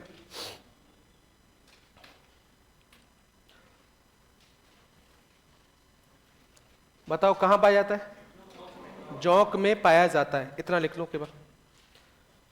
देखो ऊपर हेडिंग प्राकृतिक प्रतिस्कंदक लिख रखा है, तो ये स्वाभाविक बात है, ये रक्त का थक्का बनने नहीं देंगे ना, तो इतना लिख लो हिरुडीन के सामने, जोंक में पाया जाता है।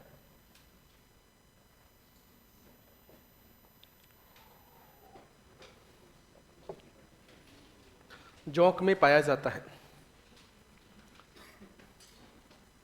कंप्लीट है सबका? अगला लिखो हेडिंग कृत्रिम प्रतिस्कंदक।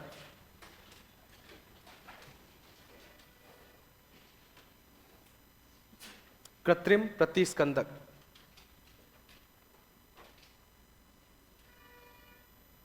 कृत्रिम प्रतिस्कंदक। कृत्रिम का मतलब जो मानव द्वारा क्या है? निर्मित, और जो रक्त का थक्का बनने, लिख लो एग्जाम्पल कौन कौन से? सोडियम सिट्रेट,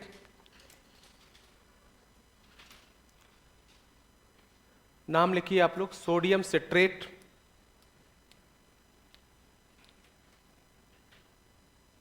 नीचे लिखो sodium dextrate,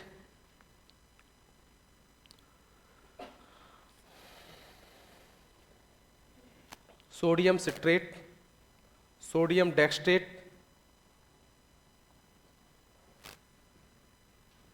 sodium oxalate, oxalate,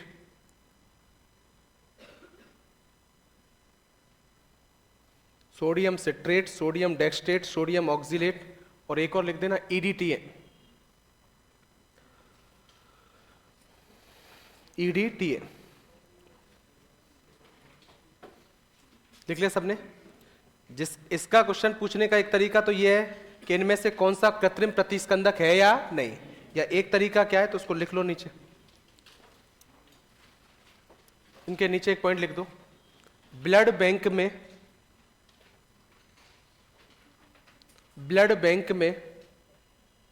बोतलों में ब्लड बैंक में बोतलों में ब्लड को ब्लड बैंक में बोतलों में ब्लड को जमने से रोकने के लिए ब्लड बैंक में बोतलों में ब्लड को जमने से रोकने के लिए इनको मिलाया जाता है।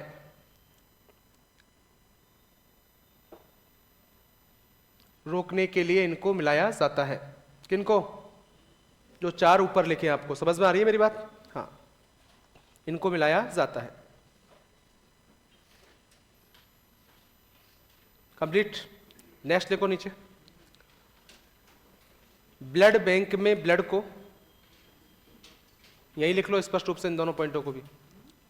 ब्लड बैंक में ब्लड को, ब्लड बैंक में ब्लड को 4.4 डिग्री सेंटीग्रेड ताप पर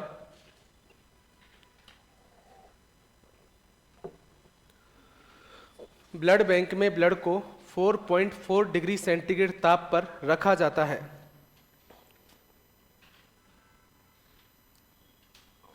ब्लड बैंक में ब्लड को 4.4 डिग्री सेंटीग्रेड ताप पर रखा जाता है।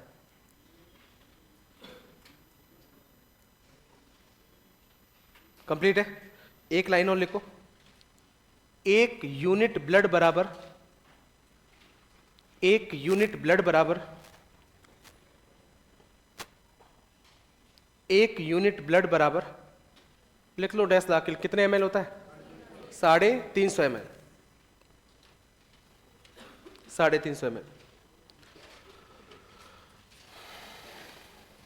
हाँ भाई साहब, क्या मेरी बात समझ में आ गई क्या? तो ये दिमाग में आप रखिए आप लोग। देखो अदर सुनो आप लोग। अगर आपसे कोई ये भी पूछे कि प्लाज्मा का रंग, बोलो किसका रंग? प्लाज्मा कैसा होता है? तो सबको पता होता है, कोई बड़ी बात नहीं है। कैसा बोलोगे? हल्का पीला। कैसा रंग है? थोड़ा बड़ा कर सकता है क्वेश्चंस को। अगर आपसे पूछेगा कि प्लाज्मा का हल्का पीला रंग किसके कारण होता है, ये पूछेगा, तब आप बोलोगे कि हल्का पीला रंग होता है, वो होता है बिलीरुबिन के कारण। बोलो किसके कारण? बिलीरुबिन के कारण। इसके कारण प्लाज्मा का रंग कैसा होता है? हल्का पीला। अब जिन लोगों को नहीं पता, मैं क्लियर कर देता हूं थोड़ा सा आपको। वास्तविकता में बिलीरुबिन क्या होता है? ये एक बाइल पिगमेंट है, पित्त वर्णक है। वाइल क्या है? पिगमेंट है। वाइल पिगमेंट का मतलब समझ लो कि ये जो पित्त वर्णक है, ये पित्त रस में पाया जाता है। अरे किस में पाया जाता है? अब हमारे तुम्हारा थोड़ा सुनिए आप लोग अच्छी तरीके से। एक्चुअल में क्या है कि आपका सिलेबस फिक्स है, आप हर टॉपिक तो पढ़ नहीं पाओगे। जैसे पाचन तंत्र नहीं है आपके, जब हम पाचन तंत्र पढ़ते हैं तो यकृत से स्रावित होता है पित्त रस। क्या होता है? और उस पित्त रस के अंदर पाया जाता है पित्त वर्णक। क्या पाया जाता है? और एक पित्त वर्णक कौन है? बिलीरुबिन। और इसका एक फेमस क्वेश्चन ये बनता है कि आपसे कभी पूछे कि पीलिया रोग में, अरे बोलो कौन सा? जिसको जॉइंटिस भी बोलते हैं, पीलिया रोग में शरीर पीला किसके कारण होता है? और आपसे यह भी पूछा जाए कि प्लाज्मा का रंग हल्का पीला भी किसके कारण होता है? बिलीरुबिन। समझ में आ रहा है? तो हमको तो मोटा मोटा एक बात याद रख लें कि प्लाज्मा का हल्का पीला रंग भी किसके कारण हो रहा है? बिलीरुबिन। अब देखो कभी कभी पूछ ले आपसे, देखो एग्जामिनर कभी क्या करता है कि जो कोई शब्द आ गया, जैसे हमसे हेपेरिन पूछा, वास्तविकता में देखा जाए ये जो अभी थोड़ी देर पहले मैंने हेपेरिन बताया है, ये हमारी साइंस में कोई 2-4 जगह है। लेकिन ये फर्ज मानता है, एग्जामिनर ये चाहता है कि अगर कोई शब्द, जैसे हम पहला टॉपिक ब्लड पढ़ रहे हैं, इसमें टाइम थोड़ा ज्यादा लगेगा क्योंकि हम शुरुआत चालू कर रहे हैं, तो कोई नई नई चीज मिलेगी। तो वो चीज करता है कि जब कोई चीज दूसरी चीज से रिलेट करे ना, उसको आप जरूर क्लियर कर जाइए, वो घुमा देगा थोड़ा सा। तो कभी कभी ऐसे पूछेगा कि बिलीरुबिन इनमें से किसके लिए जिम्मेदार होता है? प्लाज्मा के हल्के पीले रंग के, पीलिया रोग में शरीर के पीले के लिए। ऐसे दे देगा 1 और 2 सही, 2 और 3। तब याद रखना कि पीलिया रोग में शरीर पीला भी किसके कारण हो रहा है? बिलीरुबिन। और प्लाज्मा का हल्का पीला रंग भी किसके कारण? बिलीरुबिन। देखो इसका रीजन है, एग्जामिनर ये चाहता है कि जब आप ये बता रहे हो कि हल्का पीला रंग किसके कारण हो रहा है, बिलीरुबिन, तो स्वाभाविक बात है कि आपका फर्ज बनना चाहिए कि बिलीरुबिन क्या है ये भी उसको पता होना चाहिए। लिखो नीचे इसके बाद नेक्स्ट पॉइंट, प्लाज्मा का रंग, प्लाज्मा का रंग, प्लाज्मा का रंग डैश ला के लिखो, कैसा होगा, हल्का पीला, हल्का पीला। ब्रैकेट में लिखो इसके आगे, बिलीरुबिन के कारण,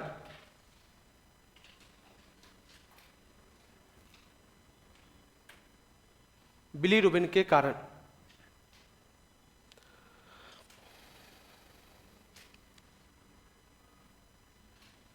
ठीक है, जहां तुमने बिलीरुबिन लिखा है इसी के नीचे एक एरो का निशान लगा के एक पॉइंट और लिख दो,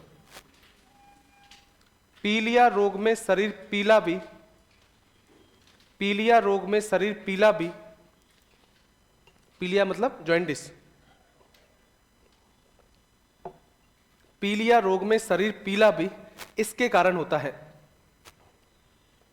पीलिया रोग में शरीर पीला भी इसके कारण होता है। किसके कारण, बिलीरुबिन के कारण। ठीक है, लास्ट एंड फाइनल एक क्वेश्चन और सुनो प्लाज्मा में से। देखो इधर देखिए आप लोग, एक शब्द लिख रहा हूं, आपने कभी सुना हो किसी ने तो, सीरम, सुना है क्या? लड़कियों को ज्यादा नहीं सुनना है, दिमाग नहीं लगाना है, भगवान की कसम। कहीं वो सीरम मत समझना जो बालों में लगाते हैं, हाँ वो नहीं, हाँ पहले ही मैं बोल, सीरम होता है, क्या होता है, सीरम। चलो इधर सुनो आप लोग, अगर सीरम की बात करूं तो पहली बात तो सीरम होता क्या है, आपसे ये पूछा जाएगा। वास्तविकता में देखा जाए तो जो भी चीज प्लाज्मा के अंदर मौजूद थी वो सभी चीजें सीरम में भी मौजूद होती हैं। किसमें होती है? तो फिर कहोगे सर कुछ ना कुछ अंतर तो होगा, बिल्कुल अंतर है, और वो क्या है? सीरम बराबर क्या होता है? सीरम बराबर होता है plasma minus fibrinogen. Plasma minus क्या होता है? फाइब्रिनोजन। बहुत अच्छी तरह सुनिए और समझिए आप लोग, मैंने क्या बोला कि ये क्या है, उसमें से केवल एक प्रोटीन को हटा दो, किसको? और सब चीजें हैं सीरम के अंदर, केवल कौन सी प्रोटीन नहीं है?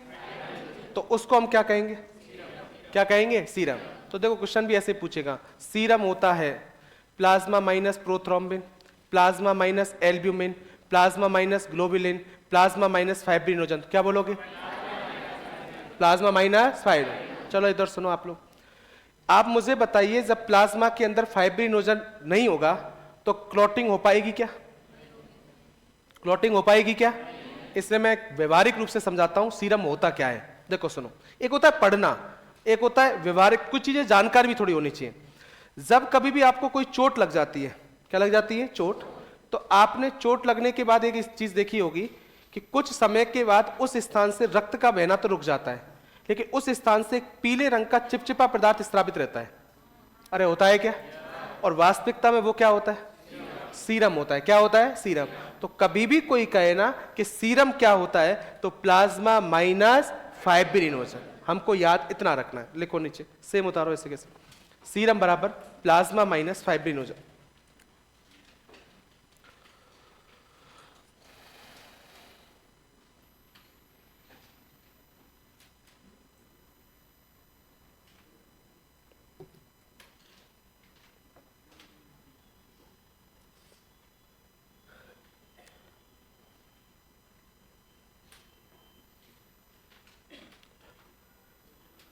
सीरम बराबर होता है plasma minus fibrinogen.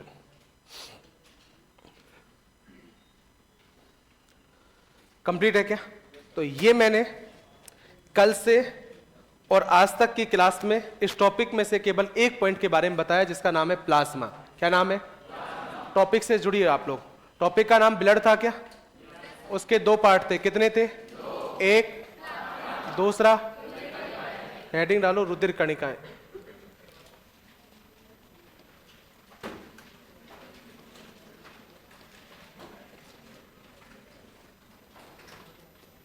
Blood corpus,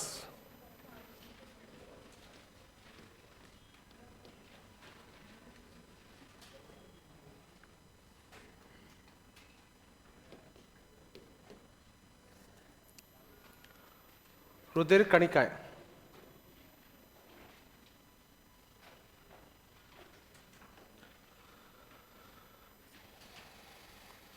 ठीक है, रुधिर कणिकाएं। बोलो रक्त में इनकी मात्रा कितनी है? कितने परसेंट? 45। सामने लिख दो 45%, 45%।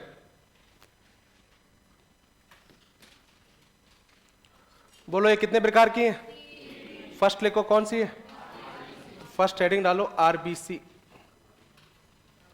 फुल फॉर्म लिख दो इस आरबीसी की, क्या लिखोगे? Red blood carpals.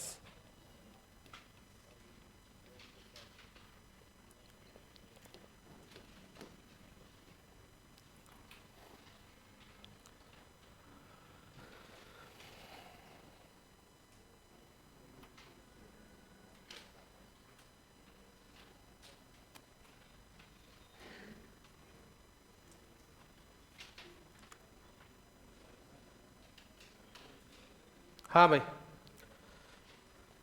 रुकिए आप लोग। कुछ लोगों ने एक शब्द बोला, मगर मेरी बात को मानते हुए फिर उन्होंने अपने शब्द को रोक लिया। कुछ लोगों ने इसको सेल बोला। क्या बोला? सेल। तो क्लियर करो इस बात को, है ना। एक तो होता है पढ़ना, एक होता है कोई चीज कंफ्यूज थी वो हमेशा कंफ्यूज बनी रही हमारे लिए, हम उसको क्लियर नहीं करते। पहले मुझे बताओ कि आरबीसी एक कोशिका है या नहीं? यस के नो? यस। ये एक प्रकार की क्या है? कोशिका। आप कहोगे कि आरबीसी एक क्या है? कोशिका। फिर आप कहोगे सर इसको सेल्स ही लिख देते, फिर कार्पस लिखने की जरूरत क्या पड़ गई थी? इसका एक रीजन है कि ये ऐसी कोशिका है या ऐसी सेल है जिनका सेल डिवीजन नहीं होता। क्या नहीं होता? कोश का विभाजन होता नहीं है, और कोशिका विभाजन नहीं होने के कारण ही इनको कोशिका होते हुए भी क्या बोलते हैं? कार्पल्स। क्या बोलते हैं? या हिंदी में बोलते हैं कणिकाएं। क्या बोलते हैं? तो आप ये कहोगे कि आरबीसी भी एक प्रकार की क्या है? कोशिका। क्या मेरी बात समझ में आ रही है क्या? चलो इधर आ जाओ, क्लियर कर देता हूं मैं आपको। आज तो थोड़ा ही समय है, तो कल की क्लास में भी यही टॉपिक चलता रहेगा आरबीसी, क्योंकि खूब नंबर ऑफ क्वेश्चन है इसके अंदर पूछे जाने लायक, जो आपसे एग्जाम में इससे पहले की जो रीट लगी उस लेवल फर्स्ट के अंदर इसका एक क्वेश्चन आरबीसी में से पूछा भी गया था। उसने पूछा था, पहले क्वेश्चन से बता देता हूं, ऊंचाई पर जाने पर आरबीसी पर क्या प्रभाव पड़ता है? तो आरबीसी की संख्या में क्या होती है? वृद्धि होती है। ये नहीं कहा था उसने ये नहीं, ये दिया भी नहीं था, उसने खुद ने कह दिया था ऊंचाई पर जाने पर आरबीसी की संख्या में क्या होती है? वृद्धि। उसने पूछा था इसका कारण क्या होता है? क्योंकि शरीर में ऑक्सीजन की क्या होती है? कमी। ऑक्सीजन की क्या होती है? कमी। देखो पहले मैंने क्वेश्चंस बता दिया आपको, इससे सिद्ध, क्योंकि देखो कहां जाके उसने क्वेश्चन पूछा है। ये आप जो पढ़ रहे हो ना, इसका आपको फिर धीरे धीरे समझ में आएगा। आपको तो केवल चीजों को, इसलिए मैंने आपको कल से इसलिए तैयार किया है कि मैं चाहता तो पहले दिन खुश करने के लिए, और कुछ चीजों को मैं खुद बोल रहा हूं आपसे, आपका केवल समझने का काम है। याद बात सब हो जाएगा। व्यक्ति की इतनी क्षमता है कि उसको एक बार में याद हो सकता है, बस उसको अपनी क्षमताओं का यूज करना होता है, और उसका एक ही तरीका है कि बहुत स्थिरता से चीज को सुनना होता है। टॉपिक का नाम बोलो क्या है? सबसे पहले मैं कुछ सिंपल से 2-3 क्वेश्चंस बताता हूं इसके बारे में।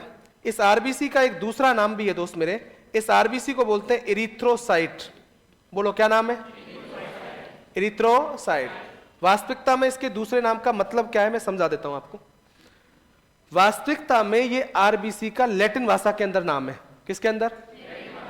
और इसी को फिर दूसरा नाम कह दिया गया आरबीसी का। तो कभी भी पूछा जाए कि आरबीसी को क्या कहते हैं, या आपसे पूछा जाएगा कि इरिथ्रोसाइट किसे कहा जाता है? अगर इस आरबीसी के बारे में पूछा जाए कि आरबीसी कैसी होती है, तो हमेशा याद रखना ये आरबीसी होती है उभया अवतल होती है। क्लियर करो, बोलो कैसी? उभया अवतल का मतलब होता है, इंग्लिश में बोलते हैं बाई कॉनकेव। अरे बोलो कैसी होती है? मतलब समझो मेरी बात को गौर करके। मैं ही टॉपिक पढ़ाऊंगा आपको प्रकाश। क्या पढ़ाऊंगा? उसके अंदर पढ़ाऊंगा दर्पण। क्या पढ़ाऊंगा? तब आपको कहूंगा 2 तरह के दर्पण होते हैं, एक अवतल और एक कॉनकेव और एक कॉन्वेक्स। इस तरीके का जो दर्पण होता है, दर्पण के एक साइड में पॉलिश होगी क्या? बोलो होगी ना। कांच अलग होता है, कांच पारदर्शी होता है। क्या होता है? और दर्पण के एक साइड में क्या होती है? तभी हमको दर्पण में हमारा चेहरा दिखाई देता है। अवतल दर्पण की बात करूं, इस तरीके का दर्पण होता है जिसकी परावर्तक सतह अंदर की ओर धसी हो। किधर धसी हो? अंदर। इस साइड में पॉलिश हो रही है, तो इसका मतलब हम चेहरे को देखेंगे या दर्पण के जिस भाग का यूज कर रहे हैं वो इधर वाला होगा। अरे होगा क्या? तो ये अंदर की ओर धस रहा है क्या? ऐसे दर्पण को बोलते हैं अवतल दर्पण। क्या बोलते हैं? अवतल। हटाओ इनको, तो वही बात करेंगे। आरबीसी की बात करूं तो आरबीसी इस साइज की होती है। ये देखो आप लोग, इस साइड से अंदर धस रही है क्या? अरे बोलो, इस साइड से अंदर धस रही है क्या? दोनों साइड से अंदर क्या है? धसी हुई है। इसका मतलब ये कैसी है? अरे क्या? उभयावत। जब मैं कोई क्वेश्चन पूछूं तो उसको मुझे आंसर जरूर दिया करो। तुमको पता है तुम्हारे चक्कर में मैं 4 गुना खुद नीचे बच्चे बन के पढ़ा रहा हूं तुमको। समझ में आ रहा है क्या? तुमको ये सोचना है। मैं आपको ये बताओ, मैं अभी आज आ रहा था तो किसी ने कहा था कि सर धीरे बहुत पढ़ाया। अरे पढ़ाया नहीं है पागलों, पढ़ा रहा हूं धीरे।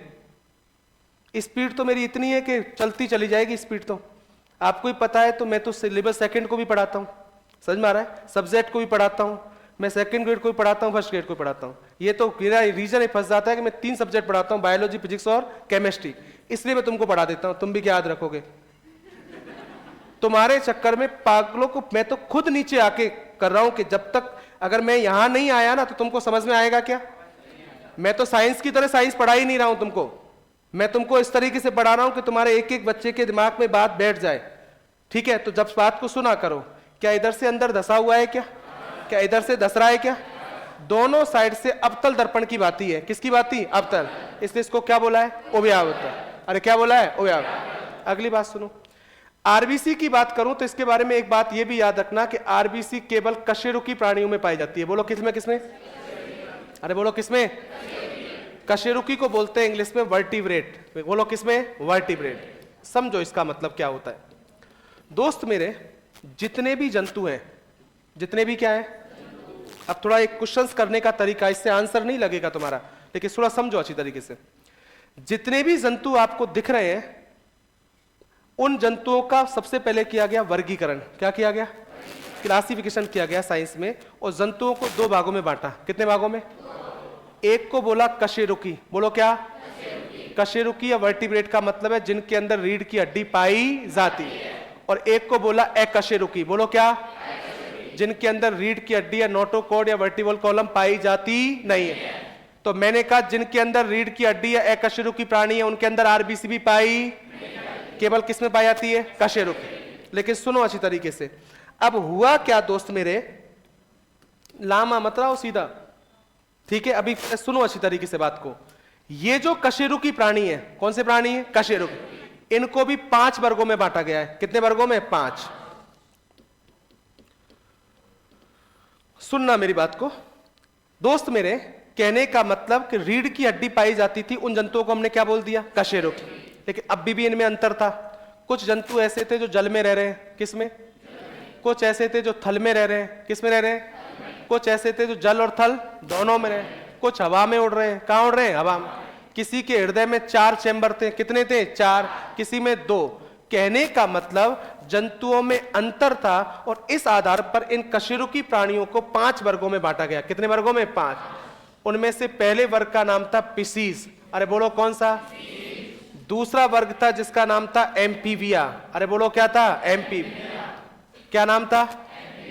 तीसरा वर्ग था जिसका नाम था रेप्टिलिया। बोलो क्या नाम था? चौथा वर्ग था उसका नाम था एवीज। बोलो क्या था? और 5वां वर्ग था जिसका नाम था मैमल्स। क्या नाम था? या इसी को हिंदी में बोलते हैं स्तनधारी। अरे क्या बोलते हैं? स्तनधारी। सुनना है अच्छी तरह गौर करके।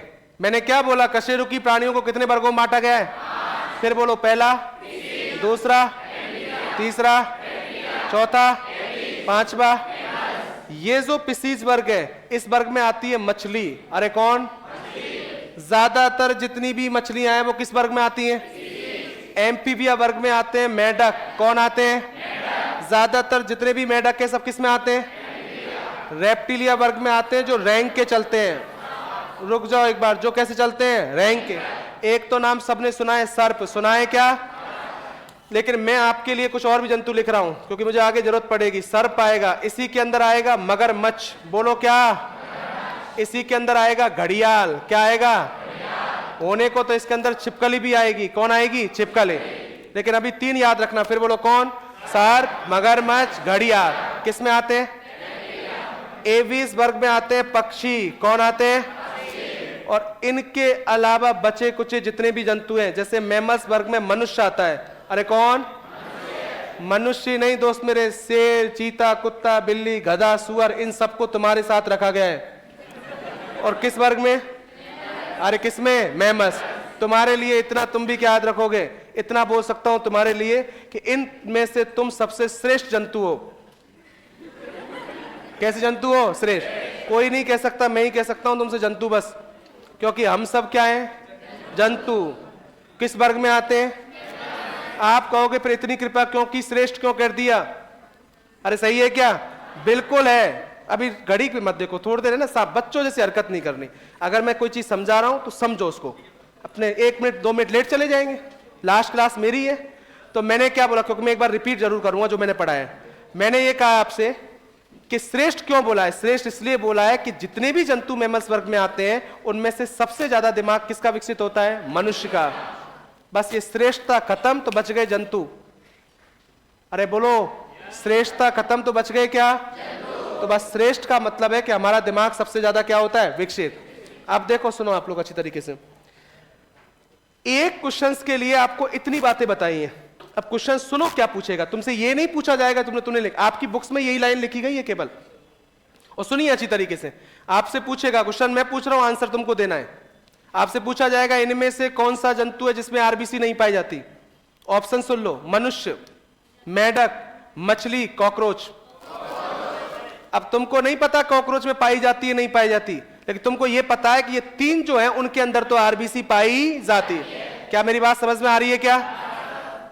क्वेश्चंस के आंसर ऐसे नहीं आएंगे जब तक टॉपिक क्लियर नहीं करोगे, जब तक बातें समझ में नहीं आएंगी। समझ में आ रहा है क्या? तो इनके बारे में तो मैं कल की क्लास में डिटेल से बात करता हूं, तो छोड़ो आप इनको। एक बार मैं थोड़ा सा रिपीट कर देता हूं, 2 मिनट का समय और दे दीजिए मुझे, फिर मैं आपसे बात करता हूं। तो कल ही लिखा पाऊंगा। टॉपिक पे आ जाइए आप लोग। टॉपिक प्लाज्मा था क्या? अरे बोलो, या शुरू से रिपीट कर ले एक बार।